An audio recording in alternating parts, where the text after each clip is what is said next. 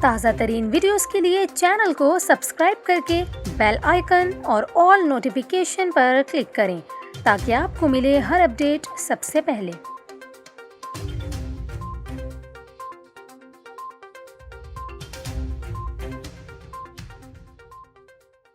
کراچی میں طویل عرصے سے زیر التواء گرین لائن منصوبے کے لیے بسوں کی خریداری کا عمل شروع کر دیا گیا ہے۔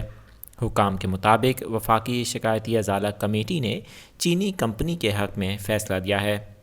اس حوالے سے ایک نوٹیفیکیشن بھی جاری کیا گیا ہے جس میں بتایا گیا ہے کہ کمپنی گرین لائن کے لیے 80 اور اورنج لائن منصوبے کے لیے 20 بسیں خریدے گی۔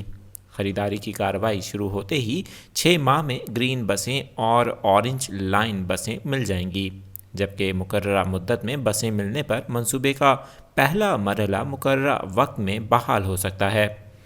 یاد رہے کہ فروری 2016 میں سابق وزیر اعظم نواز شریف نے کراچی میں گرین لائن منصوبے کا سنگ بنیاد رکھتے ہوئے اسے 1 سال میں مکمل کرنے کا اعلان کیا تھا۔ تاہم گرین لائن منصوبے پر تاحال کام جاری ہے اور یہ منصوبہ ابھی تک مکمل نہیں ہو سکا ہے۔